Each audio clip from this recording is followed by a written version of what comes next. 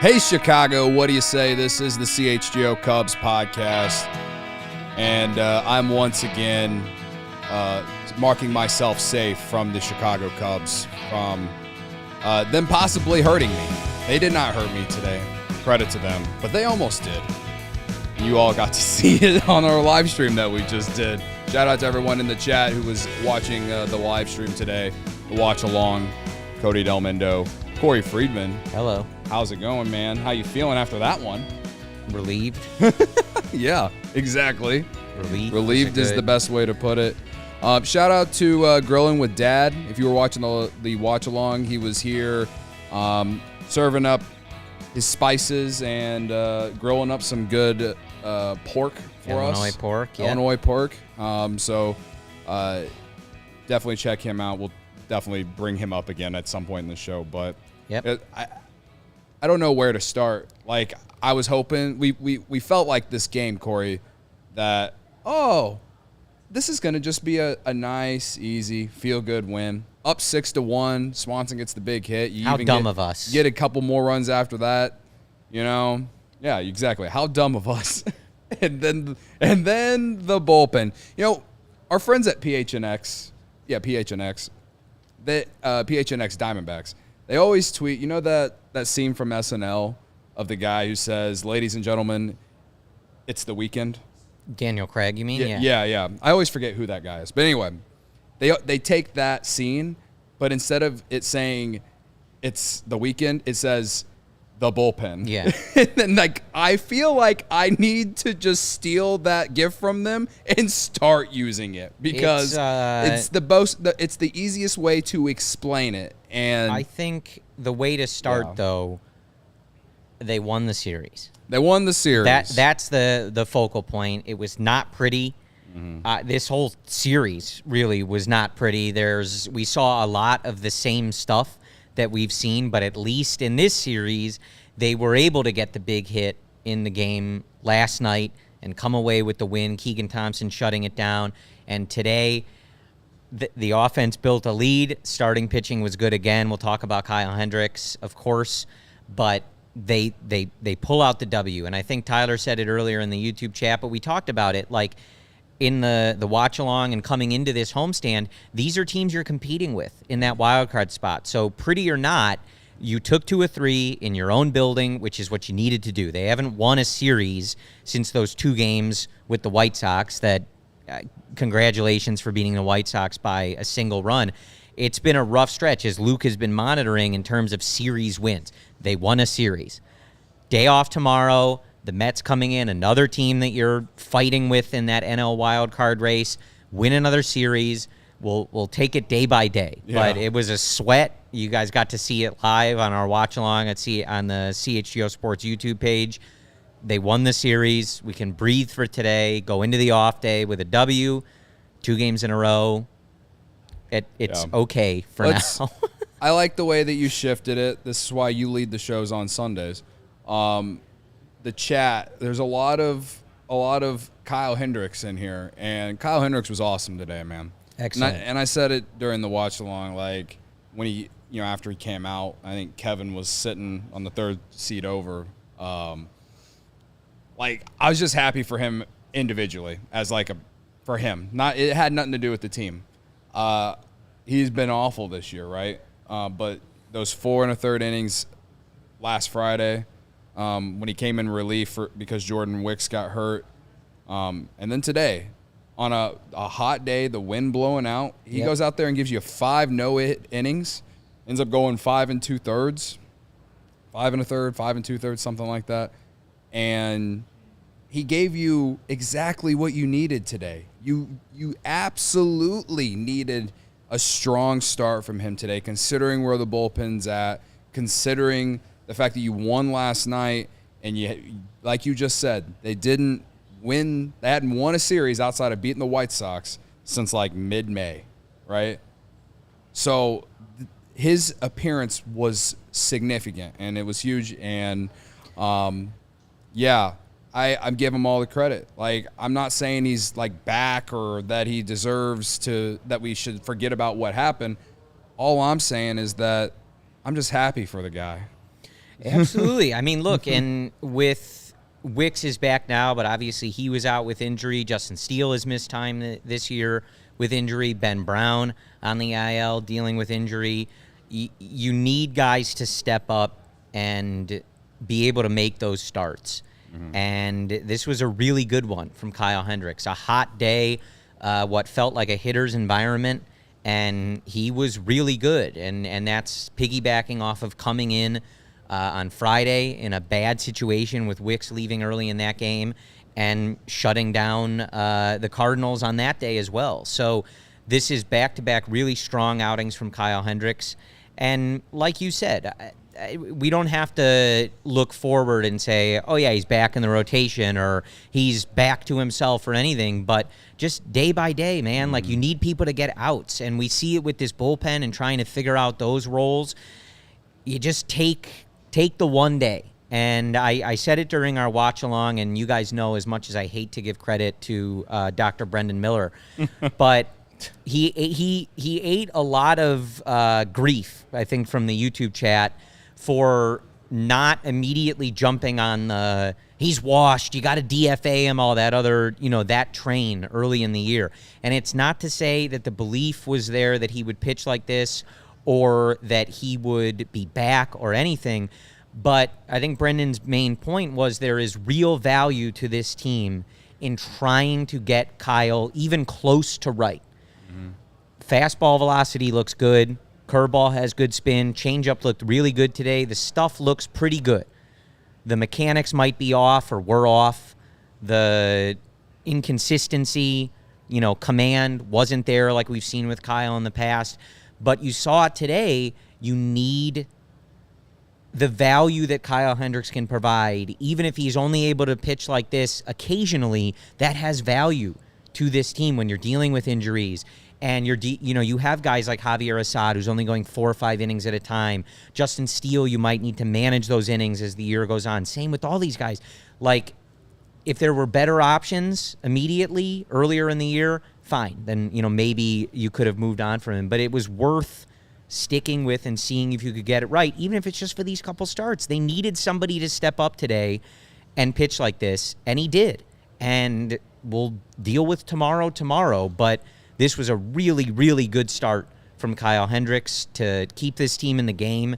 And we talked about it in the watch-along, man. Like, this starting staff, I don't know what more you could want from a starting pitching group. These starting pitchers have been excellent for the Chicago Cubs. You can look at the whole year, they've been really good, but this last 2-3 week stretch, they have kept this team in the game and given them a chance to win every single night, and they deserve better than the win-loss record that they've received as a result. But if the offense can find ways to scratch across a little bit more runs, bullpen stop blowing so many leads, these starters have been really, really good. Yeah, I mean, you said it best. I think someone in the chat, I missed their name, but they mentioned the 8 strikeouts. And I don't remember the last time Kyle Hendricks had 8 strikeouts. 14 whiffs, yeah. 14 he was whiffs. really good today. And like I said in postgame, at the very end of postgame, if you've watched or listened all the way through the end of postgame last night, I said that the Cubs were going to win today and that Kyle Hendricks was going to shove against the Giants because that's what he did at Oracle Park last year. At Oracle, he was a lot better in terms of length. I think he was able to go 7 or 8 innings in that game. But he also had a no-hitter going in that game as well. So I don't know what he has against the Giants, and the Giants roster is pretty much the same as last year. I don't know what he does, the way that their lineup sees him. But, yeah, just him getting lined up against them today, worked out. And, yeah, it's – the starting rotation continues to be great, and, this bullpen's got to get it figured out eventually. I know, like, right now, we know this bullpen isn't at full health. Like, Yency Almonte and Julian Merriweather they would, be getting a lot more appearances, and you probably wouldn't have to use Leiter as much as they probably have. And then, even guys like Daniel Palencia, who has, high velocity, and whoever else that's on the injured list that I haven't mentioned, ALLCITY, if he could just have been even something in middle relief, right? But like you said, they got to find a way to score runs. They scored 6 runs today, and that should be enough to win the game. But we also were super frustrated for most of the game. Right. Watching the offense, like the inning, they had the bases loaded with no outs, and Bellinger hits one right back to the pitcher. That turns into a double play. Too many guys on second base, you couldn't move over. Yeah, And then whatever happened after, but it's like moments like that. Even though they scored 6 runs today, you watch this game out, and you're like, how did they not score 10?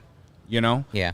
I'm not going to complain with runners in scoring right. position. I'm not going to complain about the offense today because you did put up 6 runs and you got the big hit that led to you winning the game. But they still are one of the worst teams in baseball with runners in scoring position. Well, I think both can be true. Like your pitching staff, last night you scored 5, today you scored 6. Your pitching staff needs to make that work. More often than not, if your offense is putting up 5 or 6 runs, you got to find ways to make that work.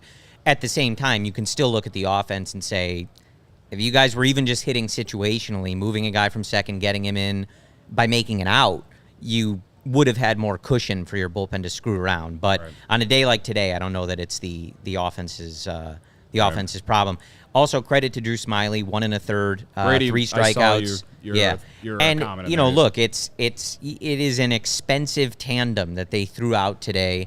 And you would like to not be focused on, hey, Kyle had a good start after a miserable couple months, and Drew Smiley is effective in 1 or 2 innings of relief while he's making $10 million, but is the roster. Yeah. Like, if they can contribute at all, that is what this team needs, versus we've seen dead weight that this team has had and is still paying that isn't even on the team anymore. They're so bad. Trey Mancini. So at this point, you're just taking, like, can we be a little effective and contribute to the team winning, which Kyle Hendricks and Drew Smiley did today. Yeah. So.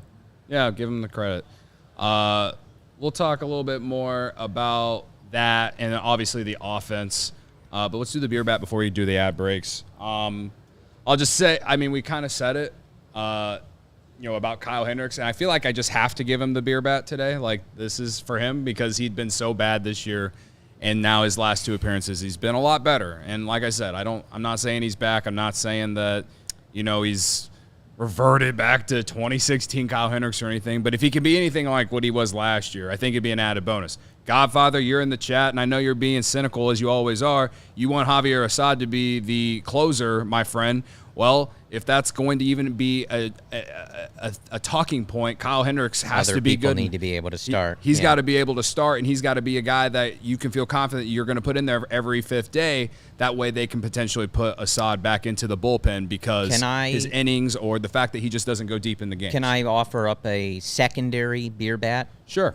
Dedication suggestion. Keegan Thompson and his wife Tate welcoming.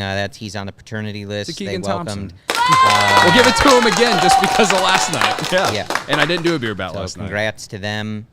Take your time, Keegan, but you might be the closer now, so hurry back. But congrats to them. I still love the comments that are in the chat. They're like, "Who's the closer?" Well, we still guess don't know. what? It's you. It's you. We're gonna pick you up off the street. Yeah.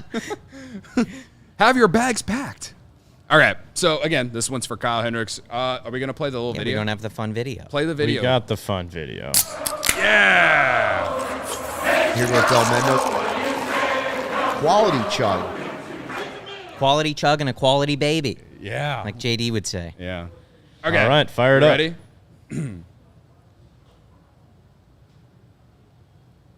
If you're listening on your podcast feed, Cody is chugging now. We're past the 5-second mark. This looks pretty good. I got the zoom in on. Cubs may be heating up. Is Cody heating up? Over 11. Not your best. Not your best. Not my best. Well, you didn't do one yesterday, so you're going to do another one, right? It's got to be tough. We talk about, it's tough for hitters. We talked about, like, Alexander Canario last year when he was called up and then was just riding the bench. It's tough. You get called upon in a tough spot. They're not winning a lot of games. You're not in postseason form with your Right. chugs. I think it's okay. Thank you for giving me some credit. Make Okay. excuses for you just like I do for this team. So. Yeah. Look at us. We Cut just the corners. create nothing It's but on the excuses. margins, Cody. It's Cubs are also 2-0 since Miles Mastroboni was recalled. Just wanted to point that out. and thank goodness he's not seeing the field. So Okay. Let's do the ads. All right. well, can I? And I, Oh, I okay. do just quickly to address Michael's comment in the YouTube chat. I don't think anybody wants Assad moved to the bullpen. That was in response to This is just the Godfather. other folks saying that. Yeah. The one thing I would say though about Assad is that he's got to go deeper into games. Mm-hmm. I love him starting. He's been unbelievable. He's got a sub-3 ERA, but you do. So I'm not moving him anywhere. Just to be clear, that was a response to a different comment. But at some point, like.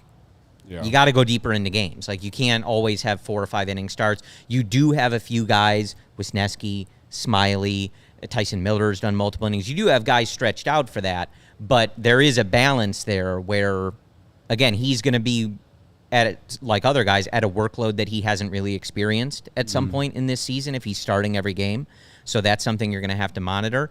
And you got to go deeper into games at some point, like, or it's straining for the bullpen. And that, so related to that, it's just like I said, if he could go deeper in the games, great. But him and Kyle Hendricks, they basically go 5 innings each.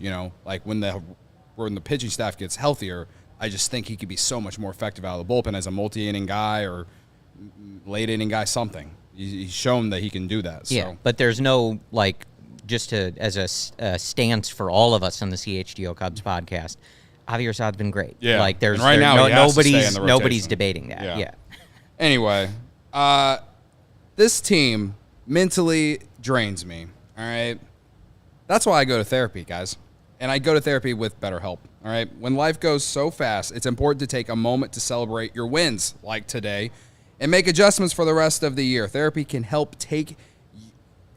you take stock of your progress and set achievable goals for the next 6 months. I've used BetterHelp before, and they're super easy. You don't have to go anywhere. You just hop on your computer or on your phone, talk to them at home. It's pretty easy stuff. And, sometimes you just need to talk to someone that's not, I don't know how to explain it, but you just need to talk to someone, right? Someone that doesn't necessarily know you. An outsider perspective. An outsider perspective. Thank you, Kevin. Thank you. If you're thinking of starting therapy, give BetterHelp a try. It's entirely online, like I just said, designed to be convenient, flexible, and suited for your schedule. Just fill out a brief questionnaire to get matched with a licensed therapist and switch therapists anytime for no additional charge. So if you don't always find the right one right away, if you try one out, you don't like it, that person, then, you can switch it up. They have a whole list of people. So it's super easy to use. So take a moment, visit BetterHelp.com/CHGO today to get 10% off your first month. That's BetterHelp, HELP.com/CHGO. And a shout out to our sponsor, Cuts Clothing. Get ready to be the most stylish of your crew this summer with Cuts. Most guys would wear a T-shirt every day of their lives if they could. I know that applies to you, Cody. I know you're a tank top guy, but still. The problem is most T-shirts are not acceptable to wear at work or out on a date night. Today's sponsor, Cuts, has finally changed that. Cuts T-shirts are such high quality, wrinkle-free, and buttery soft that you can look like you're dressing up even when you are dressing down. For a limited time, you can save money on Michael Chandler's favorite clothing company by heading to cutsclothing.com and using code CHGO for 20% off. I've been able to try some of the T-shirts, the pants. They are incredibly soft, breathable. It's like 93 degrees in Chicago. They're lightweight. You feel very comfortable wearing them. And as I said in that intro, like, you look nice.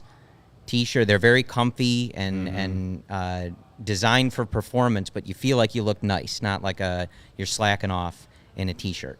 Not only has Cuts completely changed the T-shirt game, they have tons of other simple yet sophisticated items.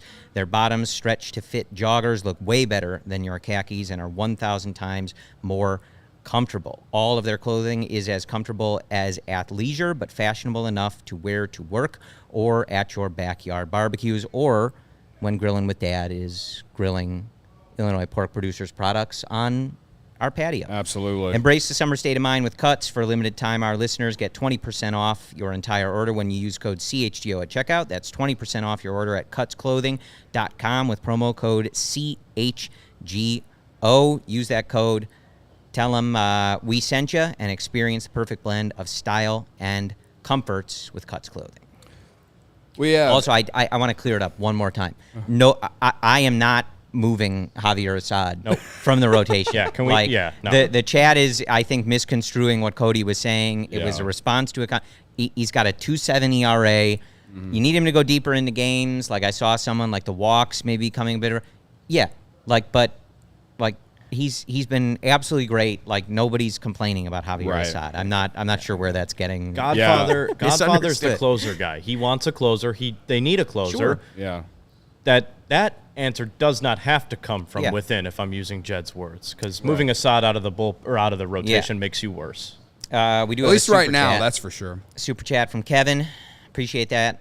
$1.99. He's working his way back. I think he threw a bullpen the other day, Julian Merriweather. I don't think we have an exact timeline on that, but he's working his way back. Yeah. He's asking if Merriweather is coming back. That's something I guess we can ask Ryan if there's been an update on that, but he'll be join us in like the third segment probably. So if I let him in. Question from Tyler, thinking about going Imanaga and Steele back to back. How nice would it be to go back to back with Imanaga and Steele? Don't you think we need to get that right as in now? I don't mind the idea, and I think if you were heading into a playoff series, I think you'd feel very comfortable. Been in the with middle those of that, two. right? Yeah. I think it's all just about messing with their schedules. I mean, everybody freaked out when they messed with Shota. Yeah. The one time at the rainout. So it's true. If they were able to, find a way to do that, I certainly don't have any issue with it. You would feel very, if you were going into a weekend series knowing that those guys were starting the first two games, or you're heading to a series in Milwaukee and those guys are starting the first 2 out of 3 games, you'd feel very good about it. Yeah. So I'm all for it, but it's something where it's all about their schedules. The pitchers are so finicky. In terms of skipping a guy a day or moving a guy a day, it's all about what works for those guys.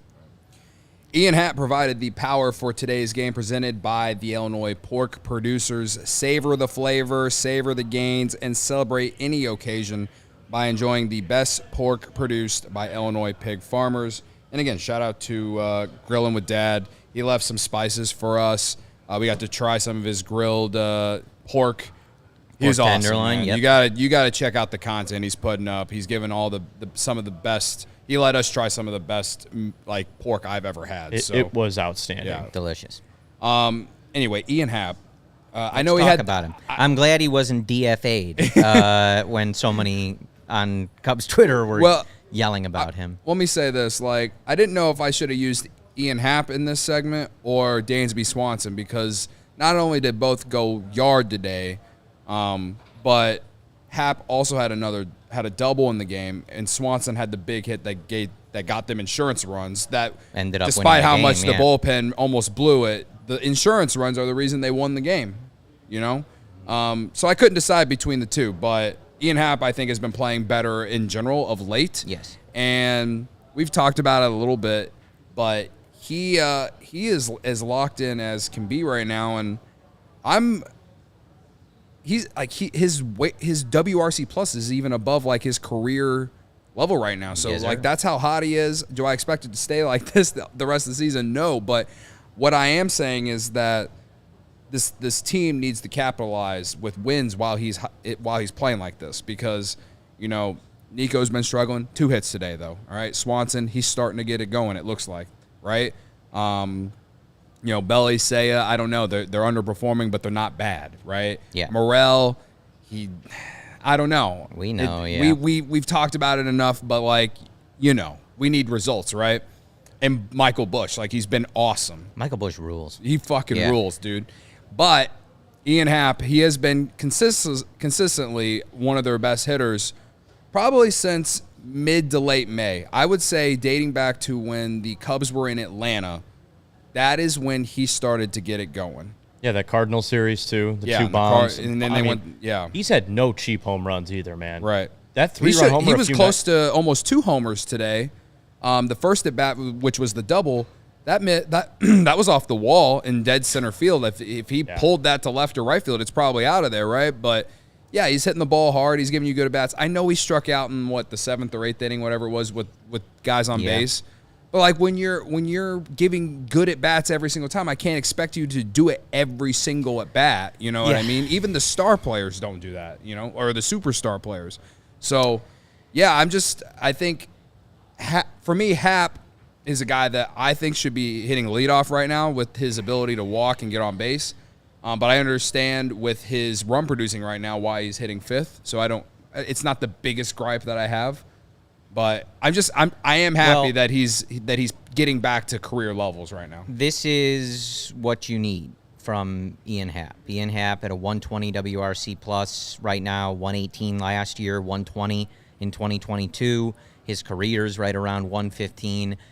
This is where you need him to be, and it took him. It's been a very hot stretch to get those numbers back to where you needed him to be, and he's got to stay there. Like, this is the production that the team needs from him. Dansby, 88 WRC plus, still a little bit under league average, but again, he's a defense-first guy, and you just need him to be right around league average, a little bit above, so he's still got a ways to go, but back-to-back days with a homer, both opposite field homers, the clutch hit late in the game to drive in those insurance runs, that's what you need. So we've talked about it a lot where you may not ever get this offense to turn into something where they're a juggernaut or just blowing teams out, as we like to use the famous quote from Jed Hoyer. But during the stretch, a lot of us said they're better than this. And what we meant by that was even if these guys just play to where they have been for their careers, which in a lot of cases is not just a 1 or 2 year sample. This is years of guys performing at a pretty similar level on offense. This team would be better, and they would stop losing so many one-run games. Even if they were just scoring 1 or 2 more runs in some of those games, you steal some of those games, and the record would look a lot better.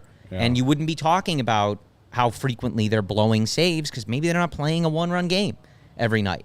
And so we need to see more from Dansby. We need him to continue this. We need Ian Happ to stay at this level.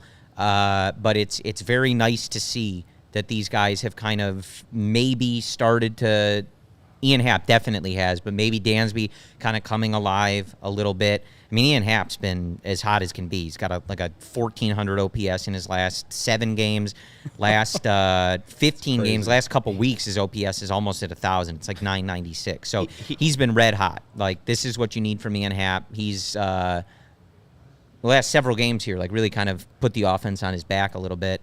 And hopefully we continue to see Dansby kind of keep going in this direction. This is a nice little weather's heating up. I know it's like an old ad. It's a cliche, but let's just do that. And yeah, 85 decibel monks in the YouTube chat says the players just hit like the back of their baseball card.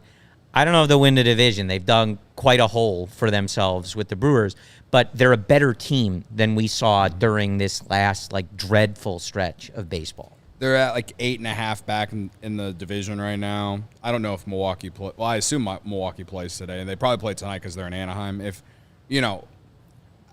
realistically, if they can cut that in half by the All-Star break somehow, some way, then I think that they have a chance. But if they're like, it's a big hole. Yeah, it's a big hole, and they dug it themselves, and that's why we've yelled and screamed and did a lot more yelling after that. Because this team is better than being 8.5 back and last in the NL Central. So and just because we were talking about it, like we talked about it during the watch along, but like Michael Busch, I mean, he's been one of the most valuable first basemen in baseball. We were looking at that tweet from Matt Clapp. What was he, 6th? Yeah, 6th in baseball if you're looking at wins above replacement for a first baseman, 134 Busch, WRC plus, an OPS over 820. If I'm doing that math right, which I'm probably not. Brendan usually yells at me for that. I'm pretty sure I have that right. 824 OPS. Like, he looks really good. Yeah. And, you know, it was one of those things we knew that when the Cubs made the trade, they were going to give him an opportunity, a guy that didn't get a chance when he was on the Dodgers. And it was a risk. It was a calculated risk. Let's see what this guy can do. He's been a very nice offensive producer for this team. He's looked like everything that people said. Like, everyone projected him to be like Max Muncy. And that, like, he's played first base, he's DH, he's even played some second. The thing I like most about... he hits the ball hard, and he hits the ball out of the park. He leads all rookies in homers, and he walks. I mean, and he's a left-handed bat. What else does Max Muncy do that, like, he hasn't done outside? I know Muncy can play and some they both third. strike out a lot. And they both strike out a lot, you know? That's the only thing with Bush. I mean, he's got like a 33% K rate. It's pretty high. Right. Eva Wax in the chat, I think you mentioned on the watch-along, most homers of any rookie, Michael Bush does. So, you know, you'd like to see that K rate come down, but when the overall offensive line looks like that, his BABIP is quite high. It's at 370. So you'd expect that. You got to cut down the K rate at some point. There's a reason you don't want to have a 30-plus K rate. But overall numbers are really good. Yeah. And, you know, this is a guy who's getting his first sustained run at the big league level, really getting a chance to make those adjustments. And so hopefully he continues to get better because the early return is really nice. And if he can cut down on that K rate a little bit, maybe be a little more selective at the pitches he's swinging at, really round out into a very complete offensive player. The WAR was what, like 1.7? And I think like the projections coming into the year were like, you know, maybe like a 2.5 WAR player tops. Yeah, 1.6 already. Yeah. So, yeah, I mean, he's completely outperformed what anyone expected. And I know he struggled at points too, but, you know, like he's a rookie. He's going to go through those struggles as the league adjusts with him. So he just really doesn't make many mistakes. Like, he doesn't make any mistakes. He's a very fundamentally sound baseball player. Like defensively, offensively, some of the at-bats have been a little questionable, but like his defense at the beginning of the year, like in April, I feel like, you know, you could tell he was not going his regular position. Right, yeah. It's one of those experiments, like when we talk about experiments, he's been an experiment that's worked out. Like, you can afford to get away with doing one or two experiments at the, you know, throughout a season, but the Cubs are doing like three or four of them. Anyway, he's an above average league defender too. Like he doesn't make a lot of mistakes out there. I think that people want to look at the flashy stats and the power and stuff, and maybe that comes later on. But for a developmental year, you can't ask for anything more. Right. Before we do the ads, I did want to mention Swanson getting that hit in the 8th inning? Was it the 8th inning when they did that, or was it the 7th inning? I think it was the 7th inning when they after Happ, the 7th, yeah. After Happ struck out. All right, Swanson getting that hit. It's one of those things that I feel like this team has just missed over this tough stretch. Clutch hits. Not only just the clutch hits, but like we all sat here, and when Happ struck out, we all sat here and felt like they're not going to score. And the reason being is because for the large portion of the last month and a half, you are correct. They have not scored. Yeah. So with Swanson getting that hit with 2 outs in a big moment of the game to get insurance runs, it's one of those things that like they just, not only do they need to do more of that, but it's also like, it's like, thank you. Like I can't put into words what I want to say here, but it's just like one of those things. They need more of that. They need to pick their teammates up. Yeah. I think that's what I tweeted from my account, or maybe it was CHGO Cubs. Like, I can't yell at Happ about striking out in that moment because he hit a home run and had a double in the game and has been one of the best hitters on the team since mid-May. And because he didn't get a hit in that moment, I shouldn't be mad at him. Swanson has underperformed. He has not been very good for the large point of the season, but the last 2 days he's been pretty good. Yeah. Home run yesterday, home run today, and gets the big hit when you absolutely needed it to get some insurance runs. Like, they need more of that. They need more guys picking guys up when guys don't get the job done. Like that, it's easier to say than it to actually be done, but in the simplest way possible, they need some of that because guys can't be perfect every time at the plate if they're hitting well, you know? Well, and it's one of those things. We've talked about it so much. You know, it feels like it's beating a dead horse a little bit, but it's the state of the team. You're always playing close games. Even this game, when Yeah. Dansby got the hit, we didn't think it was going to be a close game. We didn't think it was going to be another one-run game, as we talked about. But when you lead the league in one-run games, those moments, those are those marginal things. Adding on runs, getting those big two-out hits. And today, they didn't do enough of, you left 8 guys on base. You were 3 for 15 with runners in scoring position. But there are so many games where it would just be just one big hit. We saw it in Tampa when Cody Bellinger hit that go-ahead home run to win that one game. That's the type of stuff. You'd love to play games where your pitching staff shuts the other team out, you put up 8 runs, and it's an easy win. That's not what this team is doing every day, brother. They're not doing that. And so it comes down to you need those big hits. You need those clutch 2-out game-tying, game-winning homers. You can't rely on it all the time. You don't want to rely on it all the time. But it just felt like this team was on the opposite end of all of those hits or all of those, kind of pitchers stranding base runners and stuff. You just need to steal some of those moments. And that was one today for Dansby. Like you said, picking up Ian Happ, not bringing in those runners, not capitalizing and increasing the lead. So many times we've looked back at these games that they've lost by a run or 2 runs and said, well, they had that 4th inning, that 5th inning, they should have got that guy in. They should have scored more when they had the bases loaded and no outs. And, almost did that again today. But that's the thing. You just keep adding on. Maybe you avoid it for one day, and today they did. Yeah. All right, we got to do some ads. Ryan's going to join us at some point in the next segment. Let's get this out of the way. Like we said during the live stream, our new best friend, Grillin' with Dad, he dropped off some spices, and he made some of the best pork from the Illinois pork producers for us today. So shout out to him, and go get your spices because this stuff was great, Corey. He said that we had on the pork was the sweet barbecue rub, which I think is what I have. Yeah, this is that the bourbon one. Yeah. There's a little sweet heat. Anyway, people who are active need more protein than the average American. In fact, the Academy of Nutrition and Dietetics, Dietitians of Canada, and the American College of Sports Medicine recommend 1.2 to 2.0 grams of protein per kilogram of body weight per day for athletes, depending on training. The International Society of Sports Nutrition recommends that people who are involved in a general fitness program who are interested in optimizing their health eat low-fat, high-quality sources of protein, which includes lean cuts of pork.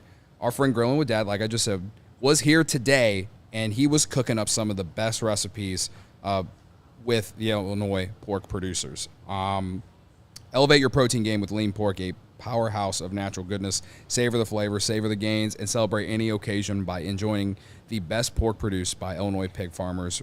From your sausage and bacon for breakfast to pulled pork or juicy chops, hot off the grill. It's an entire season dedicated to pork and the people behind the product, paid for by the Illinois pork producers' generations of commitment.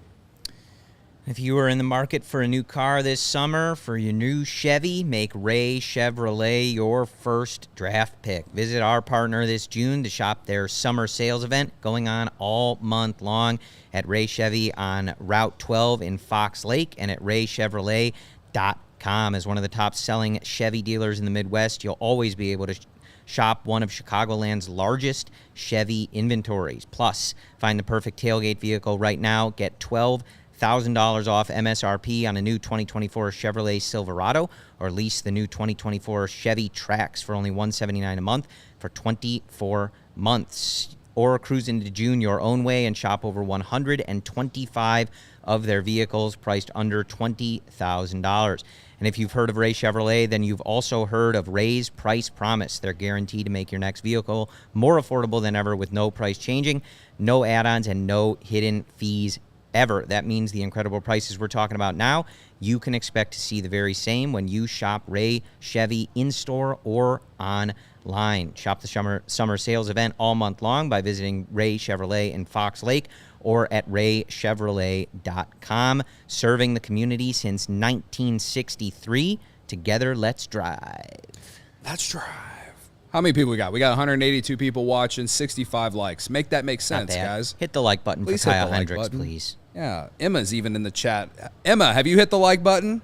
I actually have. Good. She said she did. All right. Credit to you. So it's been a very positive podcast, Cody. Do we want to talk about the bullpen? Do we not want to talk about the bullpen? I guess I don't tried know. to start the show talking about the bullpen, but I guess That was like 40 minutes of all positives from the Chicago Cubs. So okay, let's do it. All right. Did we miss any positives on the offense? I don't think so. I don't think so. I think we touched PCA had a good day. 1 for 3, yeah. Yeah. Did they not give him a hit for the bunt? Fielder's choice, probably. Fielder's choice? Yeah. Okay. I think. Well, he actually did hit one to left field today, and then he bunted, which made the defense do some stuff, and the Giants had an error, I Nico guess. 2 for 5, good to see. Yeah. Even though he's playing with a butchered hand. And then probably. PCA also stole that base after he bunted too. Yeah. So Nico easily could have had 3 hits, smoked that ball into a double play. Yeah. Yeah. He's getting the ball off the ground. That's the best Line sign drives for are him. where Nico Horner Yes. lives. That's what we want to. He needs to be that. Okay, the bullpen. Who thumbs down? Come on, man. You're going to give the negatives. Yeah. I don't know what to do, y'all. All right. The bullpen. I think me and Corey would agree that bringing Leiter in after you're up 6-1 was an aggressive move by counsel that we supported. Yeah. And if you watch the watch along, you would know that because I'm pretty sure we both sat here and said that. But walks kill you, man. Walks will kill kill you. you. And it doesn't matter who the pitcher is. Like, if you walk dudes, you're gonna get, like, karma's gonna come back. The baseball gods don't forget. I'm a true believer in the baseball gods, man. And like it feels like, As someone that's a true believer in them, I do feel like you manage to probably piss them off a lot. I probably do. Yeah. I don't think they like your trolling, but Right, probably with my trolling against other fan bases. But you know what? We have to even it out some. Yeah. All right. Anyway, Leiter coming in, walks some guys, I think he gave up a hit too. Counsel brings in Tyson Miller, faces Jorge Soler. We get a Jorge Soler revenge game. It's a grand slam. he killed that ball. I don't know if that ball has even landed yet. Hit it like 108 miles per hour. That was a classic, like a classic Jorge Soler bomb. That's one, like a Soler bomb that we used to like talk about back like 8 years ago, right? He gets the final out of the inning. 9th inning, Colton Brewer comes in to close the Your game. new closer, ladies and gentlemen. He walked 2 guys, but he got, 2 ground outs after that? Like, I don't know, man. All I know is that I feel better about Keegan Thompson out there than I do Colton Brewer. At the same time, though, it was 6-1. It should have never been 6-5, man. And if you're Mark Leiter Jr., and we have given him so much credit, and honestly, we are the reason that you can argue that we are the reason that Mark Leiter Jr. is even what he is. Correct. Because we were the first people who ever said that this guy could be something in the bullpen. Corey, you like to bring that up. Correct. All right? I don't know if it's using him too much. I don't know if it's like, is it simply just because when the splitter ain't going, he's useless? That's what it is. Like, When he doesn't have that pitch, he have to doesn't face have it. 3. It's a 3 batter minimum. He's got to face 3 batters anyway. But like, dude, like when you're up 6-1, man, if you don't have the splitter going, you telling me none of the other pitches are good enough either to throw strikes? His splitter complements his other pitch repertoire so well. When he doesn't have it, it's bad news. I know, and it's my big frustration with today in general is just the fact that you led 6-1. It should have been an easy win. Yeah. You did if he's able to pitch, then you don't even have to pitch Tyson Miller, who at some point will at this rate he will be overused as well. Yeah. You know, it's a domino effect in the bullpen with the Chicago Cubs, man. They desperately need some of these guys to come off the injured list, but in the meantime, some of these guys just got to perform. And I understand that we can blame Jed for not, whether it was signing a closer, which again I don't care. I'm glad they didn't give Josh Hader $95 million based off how they act anyway. But because you didn't trade for him, you could have traded for Tanner Scott. You still could, perhaps, but who knows how much of the package is going to be more compared to at the before the season, right? So you have that problem. But then, like, even in the middle innings today it's the middle innings. And I feel like the middle inning relief for this team has actually been pretty solid. But, like, with where the bullpen is right now, you need guys to just do their job, man. Yeah. We talked about it on the watch along. I liked the aggressiveness from Counsell in kind of looking at things. You have an off day tomorrow. You need to win a series at home and just lock down a series W. I didn't mind going to Leiter in a 6-1 game. The issue, though, is he's used a ton. And you saw it last year down the stretch, and you've seen it at times this year. Like, it's kind of easy to tell when the effectiveness is off. When the splitter's not there, he's not able to command it. It's not generating those swings that you want. So then the other stuff that, the fastball doesn't play as well. It all doesn't work. And that's what happens when you overuse a guy. And I like going to Tyson Miller, too. They've been your best guys, and they got to get the job done. Now, Tyson Miller was put in a bad spot, but he also gave up one of the hardest hit balls I can remember to Jorge Soler. So it is what it is. Guys have to perform. At the same time, though, like Mark Leiter Jr., for as good as he has been, should not be your best reliever. Yeah. That's also part of it. Like, Tyson Miller's been great since coming over. These should not be Craig Counsell's best options. Now, Merriweather should be one of them. He's out, obviously. ALLCITY's complete ineffectiveness and injury, not things you were hoping for. Almonte. But when we're sitting here talking about, your best reliever couldn't get it done, it's like, well, you probably don't want Mark Leiter Jr. has been great, but he shouldn't be your best reliever. Yeah. Like, he's not that good. Yeah. And as we said, the other problem is he's definitely not as good when you have to run him into the ground. Like, it's only June, and we're talking about the same thing we talked about down the stretch last year. Like, you need help for these guys. But you're right. Like, guys also have to get the job done. Yeah. So this was a day where we've argued so much, like, how could Craig Counsell put Neris in the other night? How could he use this guy? How could he use this guy? He didn't use Neris last night, gave Keegan Thompson a shot. It worked. Today, up 6-1. Not even taking that moment to say, you know what, let's go with some of these other guys. Let's just see if guys can come in and get out. I'm going to go to our best relievers, and that still ends up with them in a one-run game. It's not to say that every move Counsell's made has been perfect, but I think today was as good an example as you're going to get of he tried his best guys, and we still end up in a one-run game where he's having to pull multiple guys and see if somebody can possibly just get 3 outs to win the game. It's a yeah. And it's going to keep being like this. Like, until guys get healthy or guys really step up and, like, get comfortable in these roles, it's going to be like this. You're just going to be piecing games together, praying that guys can get outs. I don't know any other way to look at it. Right. I know Ryan just called in, so we're going to go to him here after we do these ads. But to close this, I just want to say that Hodge is back up here, and him and Luke Little throw hard. They have command problems. They do walk guys, but they do get more swing and miss than a lot of these other dudes. What happened with Tyson Miller? He hung one, and Soler hit it out, man. So the question that I'll ask the chat is, which of the two evils would you rather have? Go out there in these moments? Would you rather have the guy who goes out there and gets more, who's going to rack up strikeouts but is going to walk some guys? Or do you want the guy who's going to go out there and throw strikes but is susceptible of giving up contact? Yeah. So, well, I mean, drop it in the chat, and we'll talk to Ryan about it. Yeah. Glad to have our guy Ryan Herrera here. But, like, you tell me, YouTube chat, who's your closer right now? Is it Keegan Thompson? Is it Colton Brewer? Yeah. Is it Cody? Is it Corey? Christopher Morel can probably pump 101 out of the bullpen. Maybe let him do it. Yeah, right. You want to tell us about Blue Moon, brother? Oh, yeah. I can tell you about Blue Moon. It's a great beer.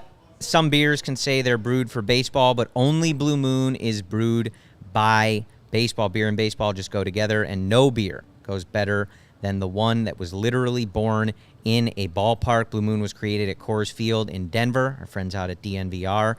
It's the natural choice for opening day and all season long. When the Cubs do win, even though they're not doing it as often as we like, you see it in Cody's beer bat, and I think that's why your speeds have been getting better, because beer's better. Beer's Blue Moon's better. delicious.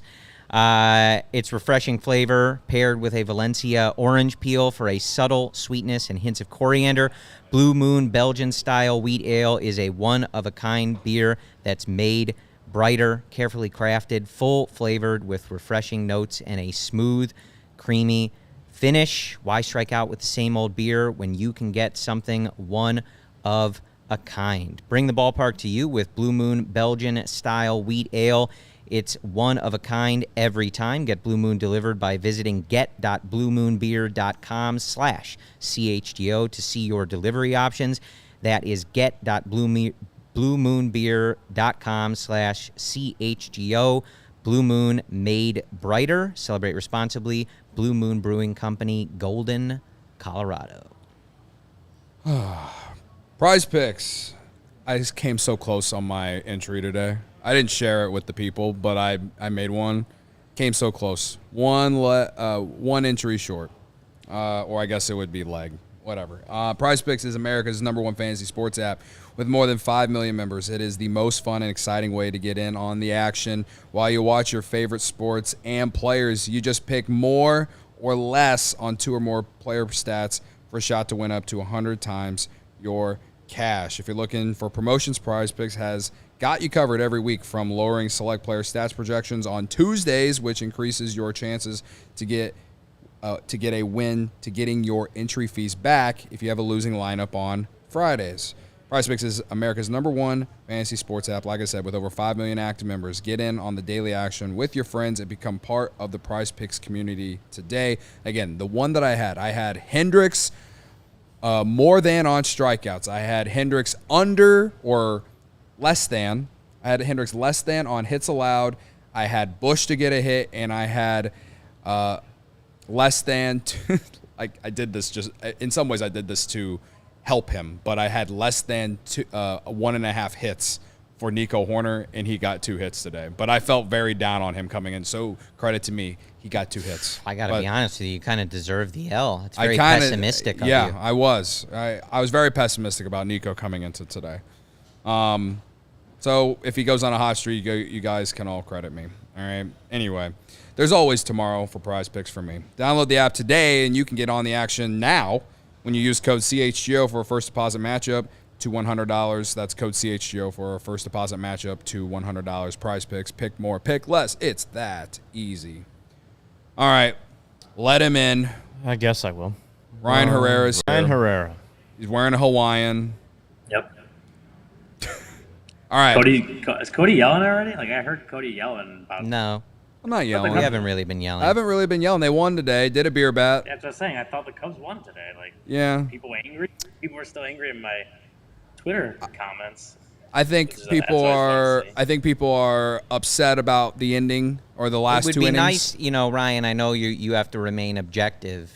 But for us fans, it would be nice to not sweat like one single game. Yeah. Ever. I mean, That's I all don't I'm saying. disagree. Yeah, I don't disagree. Like, that's.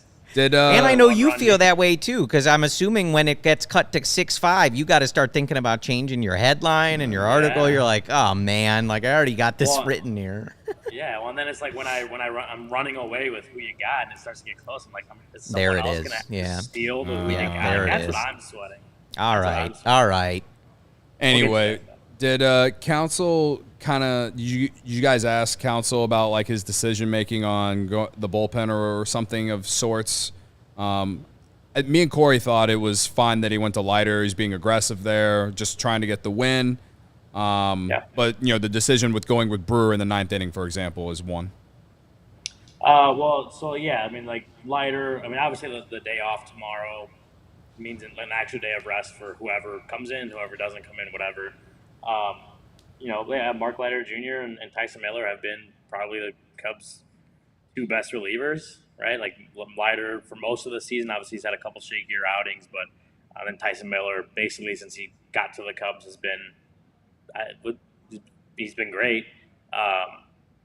So at that point, it was like, yeah, I think it was like you built up a little bit of a lead, but like lock it down, just get a win, get a comfortable win. You got a day off tomorrow, and then that gives guys an extra day of rest. As far as Colton Brewer in the ninth, like they're basically like not that Hector Nearest is out of the closer spot or the getting the bulk of the save situations. I mean, he obviously did pitch a couple days ago. I think one thing Craig Counsell did say about Colton Brewer is like that he doesn't have. I think that was his first save of his career, but that he does have a lot of separate experiences. Maybe not a ton in that specific leverage spot, but like he does have experiences pitching at this level, and that Counsell trusted him to go out there and get the job done. And yeah, I mean, I hear you guys were talking about it while I was sitting in the back room, but it's like it's an imperfect bullpen. Like we know that, we've known that since the season started, and that's why we've kind of harped on the offense and trying to put more runs on the board, because when you don't do that and you have an imperfect bullpen, like you can't always rely on that bullpen to go and get the job done. So like fortunately, the offense went up and put 6 runs. Probably should have put up more, but managed to put up 6 runs. And even though it became a sweat at the end, there was enough room to sit there and pull out the win, and to keep the lead and then pull out the win in the end. Like that's, So yeah, I mean, the bullpen is imperfect. They don't have they really don't have like super reliable options at any role right now. They're still trying to figure that out, because they are kind of moving guys around, shifting guys, using guys in different situations. And I think that's not something that'll be figured out today, tomorrow, anytime in the near future. It's just when you have an imperfect bullpen, you're going to have to keep kind of grinding things out and getting guys just basically guys like on the mound when they're you're basically getting guys on the mound when they're kind of hot and pitching well. That's kind of the bulk of it. I was just kind of curious to why Brewer was the guy, considering yesterday you told us they went to Thompson because righties had like an OPS. I can't remember the number, but like a really low OPS righties did against Thompson. So I just, I didn't know if maybe there was some sort of explanation behind it, but we all know what you just said. Like we'll probably be saying it again on Sunday. Well, I mean, I know Counsell did say part of it was need-based based on the last couple of days and usage and stuff. And that just the fact that they're going to need everyone down there, right? You can't hide from guys. You can't not use guys. Like he's going to need everyone to be able to pitch in different spots the way that the bullpen is constructed right now. And I think that's just part of it. Well, so Ryan, I want to ask you about Kyle Hendricks. I don't know if y'all talked to Kyle or just Craig, but was looking at your tweet. Obviously, we know this was a great start from Kyle Hendricks, but in terms of strikeouts, whiff rate, I mean, these are numbers we hadn't seen from Kyle in years in some cases. Just curious what the conversation was there. I'm sure everybody in the clubhouse is very happy for Kyle, given how the season started. But just, curious what you heard from those guys on a big start from the professor today. Yeah, so when you bring up like the numbers that I tweeted out, what was it? It was the most strikeouts in like 3 years, in a single game in like 3 years, most whiffs in basically 2 years, highest whiff rate in 2 years, like all that stuff. And one thing that Kyle actually pointed to that he gave a lot of credit to Miguel Amaya and the way he called games back there, and part of it, like one thing he said was that Amaya was kind of making things like doing things a little out of the ordinary as far as game calling, like calling more curveballs or mixing things up, like stuff that was a little bit unpredictable to Kyle. And Kyle credited that as like, if it's unpredictable to me, that should mean it's unpredictable to the hitters. And I think one thing that Kyle talked about was being too predictable early in the season when the struggles were there. So that's something that he credited as far as why the outing was good today. So he gave a lot of credit to Miguel Amaya calling games back there. And I know the running game has been an issue with him. There's been different stuff defensively that we've seen areas of clearly need improvement. But the game calling is something that we constantly hear him get praised for from starting pitchers and then relievers obviously coming in. That's something we keep hearing about. So I think that was a big thing today. But just overall, Kyle going through, was it a month ago almost, getting sent to the bullpen, pitching behind young guys and Ben Brown and Jordan Wicks, who obviously went on the IL recently, and Kyle has to step in. And one thing that he said is like he doesn't feel like he's earned it back, right? I don't think anyone would say he did. Like he doesn't. He's had a few good outings recently, especially this month, but he doesn't feel like he's earned it back, and that's something he's still like moving forward. He knows he still needs to do. He doesn't love that he got the start because Ben Brown and Jordan Wicks went down. He's looking forward to having those guys back, and then obviously pitching whatever role they need. But he's looking forward to like also just continuing to go out there, helping the team win, continuing to earn this spot back if that's what it is. And yeah, you said it like it was just a big, massive performance for him today. He got a standing ovation from the crowd. I think he may have gotten booed earlier in the year. I'm curious, Ryan. I know you talked about and maybe there's not a further answer, but other than maybe Miguel Amaya's game calling and stuff like that. But I'm curious. I remember when Kyle was struggling earlier, after some of those starts, he was saying, I felt like I only made a couple bad pitches. Like, I feel like my stuff is pretty good. I feel pretty good. Did he point to anything that we saw more success today, generating more whiffs? Really only as he got further along in that game did we even start to see some harder contact from the Giants. It was a pretty vintage start from Kyle Hendricks. Anything from him? Like he kind of felt like he was close to that even when the results weren't good. I'm curious if anything today kind of clicked in for him, or if the only thing is maybe just we're going to have to give more credit to Miguel Amaya's game calling. Well, I think that's what it was. Is because I asked him like, what you got the strikeouts, the whiffs, like what was working today, and he like right away gave the credit to Miguel Amaya as far as like I think that. When he talks about it being more unpredictable, I think part of it when the struggles were coming, even when he felt like he was only making a few bad pitches, when you're too predictable and hitters know where the pitches are going to be or can expect the pitches, even if you are making a good pitch, they may just have a little bit of a leg up on being able to connect with one. Today, when he talks about Amaya just mixing things up in a little bit of more of an unpredictable way, I think that's just the thing. I think that's it. Is just he mixed it up in a way that the hitters didn't know what to expect in any situation or right there.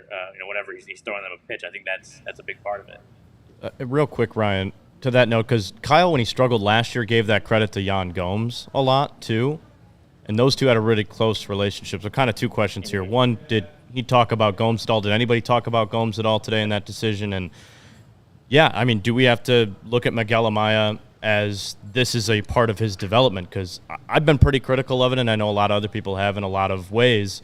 His defensive metrics have not been great, but is this a developmental thing that he is succeeding at? So two separate questions there. By developmental thing, what do you mean? Like his game calling?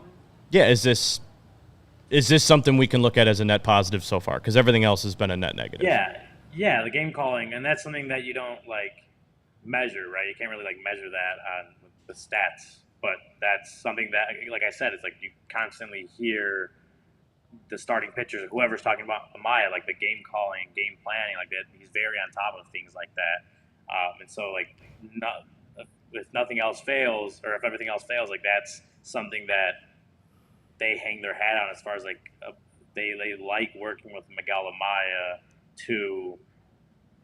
When it comes to game planning and calling a game, because they do think he is having success in that spot. There's other stuff, like I said, very clear, areas of improvement, but that's definitely something that, as far as development goes, and learning catching at the big league level and learning catching big league pitchers, that's a positive for him on the catching front is being able to do that. And to your other question, for Jan, a lot of guys obviously acknowledge that he's a big time teammate, a big time leader in that clubhouse, and there's definitely a little bit of a void without his voice in there. But at the end of the day, what they said was that they just needed to make an attempt to get more production out of the catching spot, and I think that's on both sides of the ball. The whole package, and that's what Tomas Nido hopefully could be for him. provide a little bit more offense, hopefully, and be able to lock things down defensively. I think that there's obviously still going to be like that transition where they are working him and Nito into working him into, working with pitchers and understanding how these pitchers tick and how they like games called and all that stuff. There's still going to be that little bit of a transition there, but I think this move was basically down to the bone. This move was to just try to find more production in the catcher spot, which has been a hole for this team basically the entire year. And, Yan Gomes was the guy that he just wasn't getting it done at the spot, and they felt like they needed to make the move. All right. Well, you missed out on all the pork with grilling with Dad, Ryan. Are you upset about it? Yeah. No, it looked good. Must be nice. Yeah. I feel like Luke is going to be the most. Luke loves to eat, and I was very happy to fill the void for him today. It was very nice. I just wanted to point it out. Who you got? Let's do it, I guess. I don't even remember who I picked. Did I make a pick today? I don't think you picked anyone. I took PCA because you picked somebody. I took Ian Happ. Nope, you did not. I took PCA for I don't even really know why. It was more of just like, let's change it up because taking Amaya and Gomes has not led to wins. Looks like Luke took Fart. And Brennan took Nico. Brennan actually made a pick. Yeah, Nico took Brennan took Nico. He quit his protest. Credit to him. Yeah. Listen, PCA a hit, stolen base. He bunted today, got on base. Cody, you're not really doing. Oh, okay. I'm like, No. There's no way. Yeah. We're not Wrigley gonna hot Ian dog. Happ. His know vibes one. are good. He was doing the motorcycle thing at second base, brother. Took that Was that clothesline like new? a champ. I feel at like first I haven't base. noticed them doing that. I've been at a lot of the games recently, so I wouldn't have seen it. But is this one new? He's done it a I few think- times. I know think they were it's- doing the Spider-Man, but PCA's like revving Well, it up a little bit. They were doing the grenade thing too. They have I think they have a Yeah. Why? Yeah. Morel loves the grenade. Yeah. PCA took that clothesline like a champ at first base and took second. Got nailed, but still happy. Yeah. All right, Yeah. Ryan Yeah, can he have had it, one. I guess. Well, and so I'm like- just to like send us off a little bit here, like finish it strong. This homestand, like you got a tough schedule coming up toward the end of this month and like heading into the beginning of July. One more series here at home against another team that's under 500 in the. But also playing well right now. Yes, the Mets have been playing very well, but like in that dogfight of the NL wild card, like got to take care of business at home. All anybody's asking you to do is keep winning series. So it had been a while. They got one done today. Just enjoy your off day and take care of business against the Mets. Take 2 out of 3, and we'll go from there. I believe 7 wins in a row for the Mets. 7? Great. I believe 7. And that's also how Seven it's wins gone in for a the row. Cubs. 7 wins in a row since Grimace apparently throughout the first pitch. Oh, man. There you go. Oh, Well, you know what? yes. The Cubs are 2-0 since they recalled Miles Mastroboni, so take that. The Cubs should consider bringing in the Hamburglar for Would be. this What do we got to series. do with Clark? Does Clark got to get some pants? Would be a great bit. Well, Grimace doesn't wear any pants. That's true. I Anyway. don't know. Either way, well, they're winning. They've won 7 in a row. That means they're due for a loss. So. Well, and hey, too, like I'm not sure how many people watch both, but a lot of y'all have been hanging with at least Cody and I all day. Yeah. So appreciate that. Appreciate y'all. Appreciate y'all tuning in. We had a lot of people for that watch along. Yes. And for the post game show here, so appreciate that. Cubs actually won a series. They won a game. Believe it. Maybe this weekend, fingers crossed, they can Yeah. win it. A game by 4 runs one time. So ever. what? They're back down to 3 under. So if they sweep the series, they'll be at 500. Look at this, folks. And then Shawn Michaels comes back. And maybe I'll start tweeting the video of me and Bragg celebrating drunk in the bleachers again. Anyway, we do have an off day show tomorrow, so we will be live tomorrow. And then we have Friday 120 Club on Friday. Me and Braggs out in left field, pregame at Murphy's, postgame beers at Almost Home. And then also, I haven't mentioned it the entire show, and we didn't mention it enough on the watch along. Please come to the road trip to Milwaukee with us because we're fun. We're a lot of fun. It's $99. You get Link in bio. yeah, it's you can find the link at allchgo.com. If you can't find it, DM me, DM CHGO Cubs, whatever, DM Corey. $99 for transportation, food and drink on the way there. We're gonna be tailgating, and then you get your game ticket as well for $99. With the price of gas right now, you're pretty much getting over half of your you're getting all of it in transportation almost, depending on what kind of car you have. So, I don't know. June 29th, Saturday, June 29th, me, Corey, Braggs, Carm, Luke's going to be there. Ryan's going to be in the press box, but he probably might have a beer with us in the tailgate lot or something. Yeah. Should be a lot of fun. Hopefully the Cubs get it going, and we're talking about a big series in Milwaukee. We're going up to Wrigley North and ruining everyone's life in Wisconsin. That's what I want.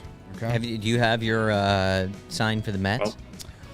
Me and Braggs were talking about it earlier, and I think it just might be that Chicago-style pizza is better. I would vote for like Ron Santo hates the Mets or something like that. Oh, I like that too. Because it's not even poking at the other fan base. It's just true. Just like Ron Santo hates the Mets. Well, it's like Ron Santo hates the Mets, and so should you. Oh, I do like that. Yeah, I like that. 2 weeks or the second, not the last one, but the one before, we did Skyline Chili sucks.